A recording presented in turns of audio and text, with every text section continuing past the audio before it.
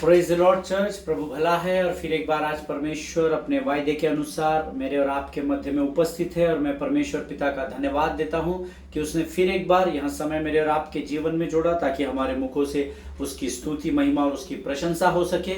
मैं परमेश्वर पिता का धन्यवाद देता हूं क्योंकि परमेश्वर लगातार मेरे और आपके जीवन में इन वचनों के द्वारा हमारे जीवन को सामर्थ और बल से भरता चला जा रहा है। हालेलुया।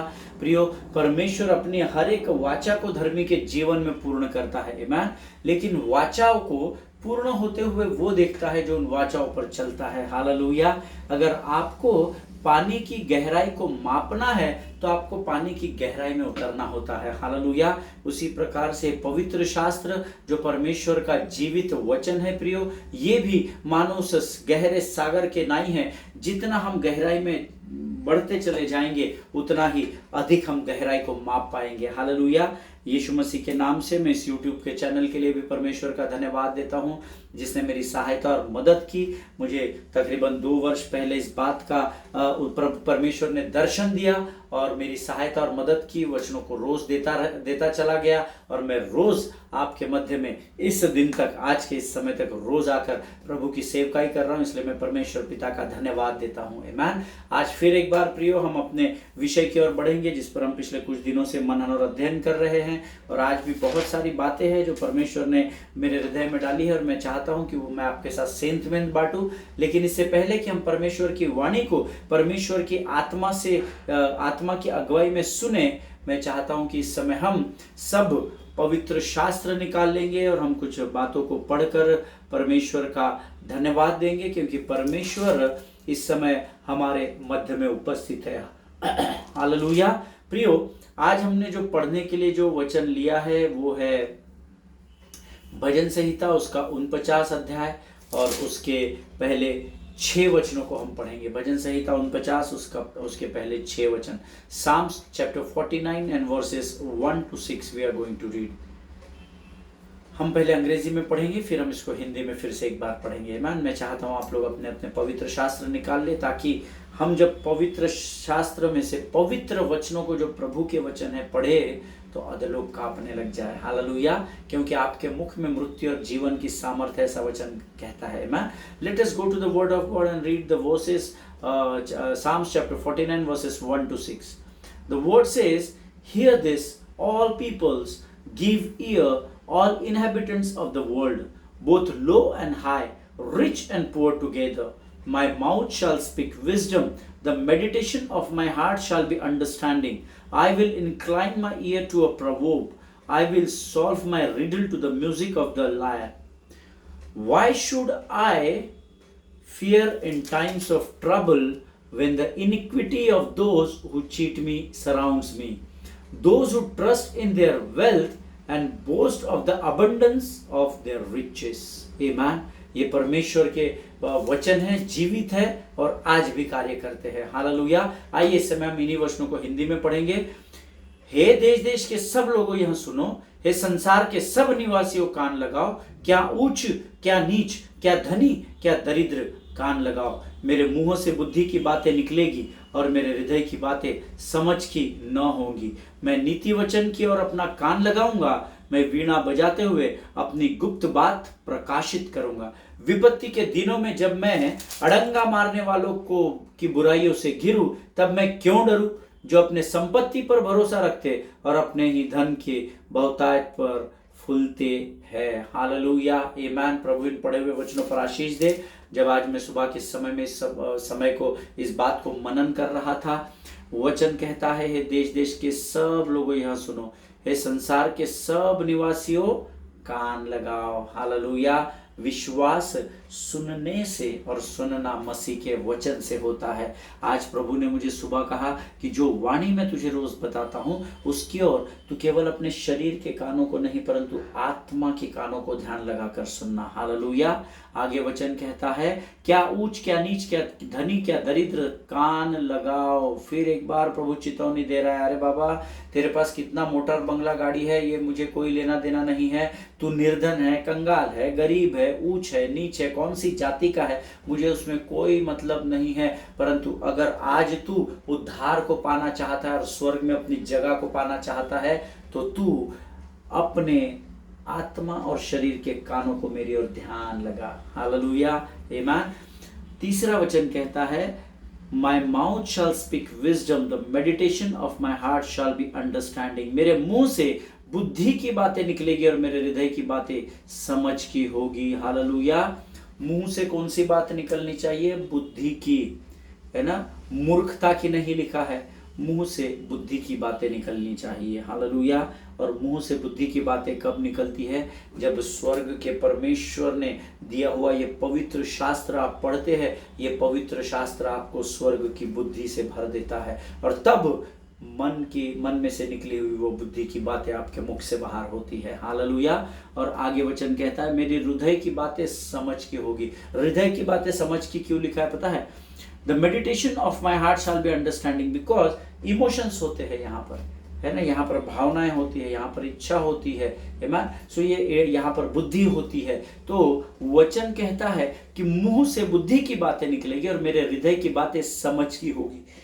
अपने इमोशन पर विजय पाने या कंट्रोल पाने के लिए आपके अंदर समझ होना जरूरी है। और समझ देने वाला कौन है? जब आप बुद्धि की बातें करते हैं तो समझ के ज्ञान को आप प्राप्त करते चले जाते हैं। हालेलुया, आमीन। आगे वचन कहता है, मैं नीति वचन की ओर अपना कान लगाऊंगा, मैं वीणा बजाते हुए अपनी गुप्त बात प्रकाशित करूंगा।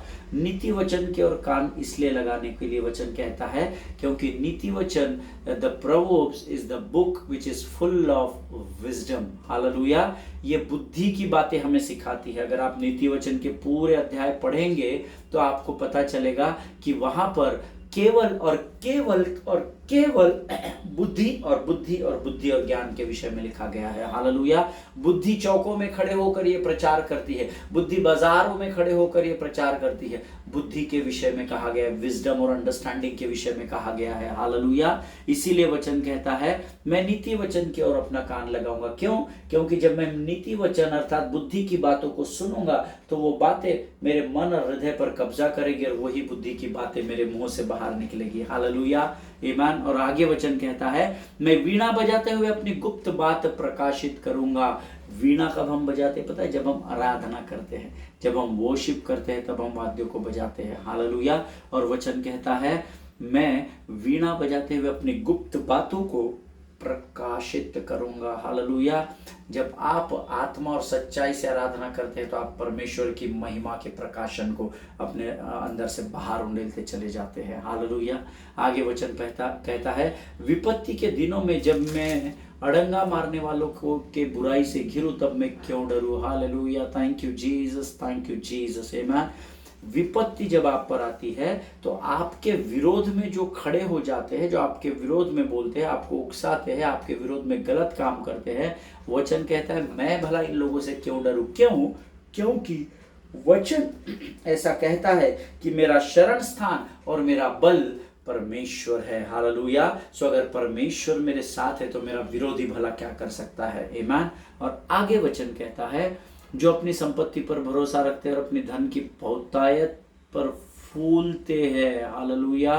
प्रियो, अपने धन पर, इस संसार की कोई भी आशीष जिससे परमेश्वर ने आपको नवाजा है, चाहे आपका बहुत बड़ा स्थान हो, चाहे आपका बहुत बड़ा इन्फ्लुएंस हो आपके पास, चाहे बहुत पहचान हो, आपकी बड़ी मोटी तगड़ी सैलरी हो, बड़ा बिजनेस हो, मोटर गाड़ी बंगला कुछ भी क्यों ना हो, पर वचन हमें बताता है कि अपनी संपत्ति पर भरोसा नहीं रखना है या धन की बहुतायत से फूलना नहीं है, क्योंकि संसार की आशीषें हम संसार में ही छोड़कर स्वर्ग में प्रवेश करने वाले हैं। हालेलुया। अगर बहुतायत से फूलना है, घमंड से फूलना है, तो वचन कहता है परमेश्वर पर घमंड करो। हालेलुया। ये परमेश्वर का वचन है। आज सुबह जब मैं इसे मनन अध्ययन कर रहा था, मुझे ऐसा लगा कि मैं इन शब्दों को आपके साथ बांट सकूं। मेरा विश्वास है जरूर परमेश्वर की आत्मा ने आपसे बात की होगी। ये समय है जब हम प्रभु के वचनों में जाएंगे और प्रभु की आत्मा को अपने आप को समर्पित करेंगे। आइए हम प्रार्थना करें। खुदावन प्रभु यीशु नासरी के नाम से सुंदर और पवित्र समय के लिए हम तुझे धन्यवाद देते हैं। तू महान और जीवित परमेश्वर है। तेरी स्तुति और प्रशंसा करते हैं राजा। इस समय विशेष प्रार्थना करते हैं। आज जिन वचनों को लेकर तू हमारे बीच में है राजा, उसके द्वारा तुमसे बातचीत कर, हमारे मनों को स्थिर कर प्रभु जी। हमें किसी भी भली वस्तु की घटी ना होने पाए प्रभु जी। बुद्धि और समझ और ज्ञान और प्रवीणता से भर कर तैयार कर राजा। हम अपने आप को, अपने शरीर, प्राणात्मा और बुद्धि को तुझे समर्पित करते हैं। पवित्र आत्मा तू और संपूर्ण नियंत्रण को ले। अपने आप को यीशु के लहू में डुबोते हैं और इस विनती को धन्यवाद के साथ यीशु नासरी के नाम से मांगते हैं। सुन और बड़ी दया से ग्रहण कर, आमीन। हालेलुया। परमेश्वर भला है और उसकी करुणा सदा सदा की है, ऐसा वचन में लिखा है। आमीन। परमेश्वर आज जिस वचन को लेकर हमारे मध्य में आया है, मेरा विश्वास है आप उसे रिसीव करने के लिए भूखे और प्यासे हैं, आनंद से भरे हुए हैं, एक्साइटेड है to receive the word from the spirit of the Lord. And I hope that you are ready with your pen, pencil, paper, your Bible, your notepad, your iPad, your notes, notebooks, anything जहां पर आप परमेश्वर के वचनों को लिखते हैं। Hallelujah. कल हमने यूहन्ना की किताब उसका 21 अध्याय, मैं आपको कल बता रहा था कि कैसे पतरस जो है वो यूहन्ना से किस प्रकार से जलन रखता था। हालेलुया। इस विषय में कल हम लोग सीख रहे थे और मैंने कल आपको इसका उदाहरण भी दिया था। जब यूहन्ना की पत्री 21 अध्याय 21 वचन में, उसके पहले हमने देखा था 14 वचनों से लेकर 20 वचनों तक केवल और केवल यीशु मसीह में और पतरस में वार्तालाप चल रहा है, फेलोशिप चल रहा है। और 21 वचन कहता है कि वो पतरस जो है, जो यीशु मसीह से अब तक वार्तालाप कर रहा है, बातचीत कर रहा है, वो यूहन्ना को आते देखता है और ईर्ष्या या जलन के मारे वो परमेश्वर से कहता है। यूहन्ना 21:21 कहता है, उसे देखकर पतरस ने, अर्थात यूहन्ना को देखकर पतरस ने यीशु से कहा, हे प्रभु, इसका भला क्या हाल होने वाला है? तू मुझे तो पूछ रहा है तू मुझसे प्रेम करता है क्या, प्रेम करता है क्या? 3 बार पूछ लिया कि क्या तू मुझसे प्रेम करता है, लेकिन इसका क्या हाल होने वाला है? ईर्ष्या और जलन के द्वारा पतरस ये कह रहा था, क्योंकि यूहन्ना की पत्री में यूहन्ना स्वयं 4 बार कम से कम लिख चुका है कि परमेश्वर यीशु मसीह यूहन्ना से सबसे अधिक प्रेम करता था। हालेलुया। और बाद में हमने 22 वचन देखा था, यूहन्ना की पत्री 21 अध्याय और उसका 22 वचन कहता है, यीशु ने उससे कहा, मेरा विश्वास है आपके पवित्र शास्त्र आपके पास है और आप पढ़ रहे हैं। यीशु ने उससे कहा, अर्थात पतरस से कहा, यदि मैं चाहूं कि वह मेरे आने तक ठहरा रहे तो तुझे इससे क्या, तू मेरे पीछे हो ले। हालेलुया। कई बार परमेश्वर हमको सचेत करता है, सतर्क करता है कि बाबा उसके जीवन में क्या हो रहा है वो तू ध्यान मत दे, तू मेरे मार्ग पर चल रहा है कि नहीं। अगर नहीं चल रहा है तो वचनों का अध्ययन कर और मेरे मार्ग पर मेरे पीछे हो ले। आमीन। लेकिन हम अपने जीवन को प्रभु के पीछे चलने से हम दूसरों के जीवन में क्या हो रहा है उसको जानने में हम ज्यादा व्यस्त होते हैं और इसीलिए कई बार हमारे जीवन की आत्मिक उन्नति, परिपक्वता रुक जाती है। जिनके सुनने के कान हो वो सुन ले। परमेश्वर जो आपको करने के लिए कहता है ना, आप उसको फॉलो करें। आमीन। मैंने आपको कल बताया था इस 22वें वचन की सिंप्लिसिटी ये है कि परमेश्वर सीधे सीधे ये कह रहा है कि जब मैं दूसरों के जीवन में कुछ कार्य करूं, उन्नति करूं या उसके साथ उसको दंड दूं या उसके जीवन में अच्छा हो चाहे बुरा हो, लेकिन this is none of your business, इससे तुझे क्या काम। उसने पतरस से कहा, अगर मैं चाहूं तो मेरे दोबारा आगमन तक मैं उसे थाम कर रखूं, रोक लूं, उसे तुझे क्या करना है? तू दूसरे के बिजनेस में नाक मत खुपस, तू दूसरे की उन्नति से जल मत, तू उससे ईर्ष्या मत कर, तू उससे जलन मत रख, लेकिन जो मैं तुझे कहता हूं उसका तू पालन कर। हालेलुया। आमीन। प्रियो, हमें परमेश्वर ने उस व्यक्ति को जिसने उससे चुना है, उसे वोट करने के लिए नहीं कहा है, उसके बारे में न्याय करने को नहीं कहा, उसकी सलाह, उसके बारे में परमेश्वर ने आपसे सलाह नहीं मांगी कि ब्रदर अमित मैं चाहता हूं कि इस संडे को मैं इस व्यक्ति को आराधना की अगुवाई दूं, तुम क्या सोचते हो? नहीं, परमेश्वर ने आपको सिर्फ आपके कार्यों को करने की जिम्मेदारी दी है। हालेलुया। आमीन। इस बात को गंभीरता से लीजिए। दूसरों के बिजनेस में, दूसरों के जीवन में नाक कुपसना बंद करें। आमीन। Don't try to interfere in others business, better you mind your own business. हालेलुया। आप जानते हैं मैं आपसे क्या कह रहा हूं। आमीन। मैं आपको बताना चाहता हूं प्रियो, हमारे अगर मैं अपना बताता हूं, मेरा हृदय और मेरा मन अगर शुद्ध है, पवित्र है, तो हम किसी के प्रति डाह या ईर्ष्या या जलन नहीं रखेंगे। लेकिन उसके लिए पता है जरूरी क्या है? हमारा हृदय और हमारे मन का शुद्ध होना। पवित्र होना, सैंटिफाई होना। परमेश्वर दिन प्रतिदिन इस कार्य को करता है, पर फिर हम वहीं गंदगी में चले जाते हैं। अगर मेरा मन और मेरा हृदय शुद्ध और पवित्र रहेगा ना, तो मुझे दूसरे से जलन नहीं होगी। परंतु अगर मेरा भाई और बहन तकलीफ में है, तो मुझे उस पर दया आएगी और मैं उसकी मदद के लिए दौड़ूंगा। उसके आनंद में मैं आनंद बनाऊंगा और उसके दुख में मैं विलाप करूंगा। हालेलुया, आमीन। प्रियो, मैं आपको आज सलाह देना चाहता हूँ, फ्री में दे रहा हूँ, फोकट में सलाह दे रहा हूँ, ले लीजिए अगर आप चाहते हैं तो, कि अगर आपके स्थान पर किसी और व्यक्ति को नियुक्त किया जाता है, जिस स्थान पर आप इस बात की आशा लगाकर बैठे हो कि मुझे वो स्थान खातरी से प्राप्त होने वाला है, लेकिन अगर उस स्थान पर दूसरे को विराजमान करता है प्रभु, या दूसरे को बैठाता है, तो जबकि आप शायद हो सकता है उसके असली हकदार हो, या आप ऐसा सोच रहे हो कि आप उसके असली हकदार है, but then still God wants, no matter how hard it is for you, still go to that person, congratulate him and be joyful in his happiness. Hallelujah. पर में कठिन होगा आपके लिए, I don't know how difficult it may be for you. शायद कठिन होगा कि ये स्थान तो मेरा है, परमेश्वर ने इस व्यक्ति को बैठा दिया, doesn't matter, but still I want to encourage you beloved people of God, आप उस स्थान पर जाइए और उस व्यक्ति को आनंद के साथ उसके आनंद में सहभागी हो गए। Wow, you are really appreciable. मैं आपको स्वीकार करता हूं मेरे भाई मेरी बहन की प्रभु ने आपको स्थान दिया, आप उस स्थान के योग्य है प्रभु। प्रभु ने अगर आपको स्थान दिया तो खातरी से आप उस स्थान के योग्य है। पूरे आनंद के साथ उसके आनंद का भाग बने। You know why? Because Romeo की पत्री उसका 14 अध्याय उसका 12 वचन जल्दी से निकाल ले। The book of Romans chapter 14 and verse 12।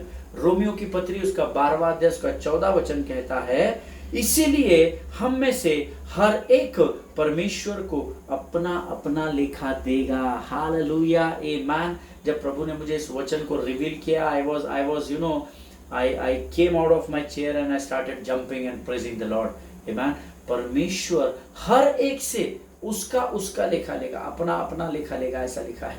परमेश्वर मुझसे मेरे मम्मी डैडी का लेखा नहीं लेगा, परमेश्वर मेरे माता पिता से मेरा लेखा नहीं लेगा, लेकिन परमेश्वर मेरे पासबान से मेरा लेखा नहीं लेगा, परमेश्वर मुझसे अपने पासबान का लेखा नहीं लेगा, लेकिन हर एक को परमेश्वर को अपना लेखा देना पड़ेगा। हालेलुया। Everybody has to face the judgement seat in the days to come. हम में से हर एक को न्याय के दिन का सामना करना है, और उस दिन सिर्फ परमेश्वर केवल और केवल और केवल आपके विषय में आपसे बातचीत करेगा। उसको वो स्थान क्यों मैंने दिया, वो उसका उत्तर वो आपको नहीं देगा। आपने अपने जीवन में क्या किया उसका उत्तर देगा। तो देखिए, अगर आप उसके प्रति ईर्ष्या, जलन या डाह रखेंगे उस भाई या बहन के प्रति, तो भी परमेश्वर आपसे ही पूछेगा। लेकिन अगर आप उसके आनंद में आनंदित होंगे, उसके दुख में विलाप करेंगे, तो भी परमेश्वर उस अच्छी बात का लेखा भी आप ही से लेगा। हालेलुया, आमीन। परमेश्वर इन भेद की बातों को समझने में हमारी सहायता करे, ऐसी लगातार प्रार्थना करते रहे। आमीन। प्रियो, जब हम प्रभु के सम्मुख न्याय के दिन खड़े रहेंगे, मैं इन वचनों को पढ़ रहा था, इसीलिए हम में से हर एक परमेश्वर को अपना अपना लेखा देगा। प्रभु ने मुझे बताया कि हर एक का समय आएगा, तू भी एक दिन मेरे सामने खड़ा होगा, तब परमेश्वर हमसे किसी और के बारे में नहीं, बल्कि सिर्फ और सिर्फ मेरे बारे में पूछेगा, आपको आपके बारे में पूछेगा कि अमित, जो समय मैंने तुझे मेरी सेवा करने के लिए, अर्थात मेरे लोगों की सेवा मेरे ही वचन के द्वारा करने के लिए जो समय दिया था, उसको तूने दूसरों के जीवन को फिक्स करने में, और आप मेरी इच्छा के अनुसार, तेरी, अर्थात परमेश्वर मुझसे कहेगा तेरी इच्छा के अनुसार वो आदमी कार्य करे, इस बात को पूर्ण करने में तूने अपना जीवन व्यर्थ गवा दिया।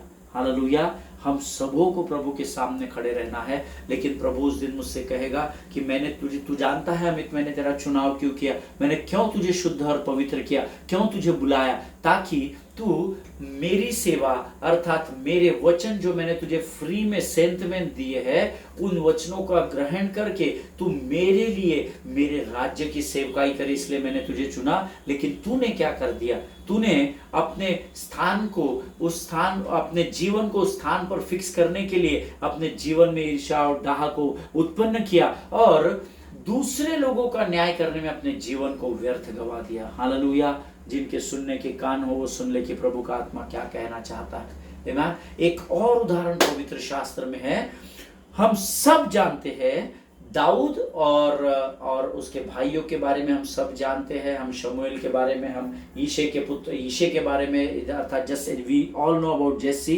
हम सब जानते हैं कि जब शमूएल ओबेद के पुत्र जस्सी के पास आया, अर्थात हिंदी में उसका नाम यिशै लिखा हुआ है।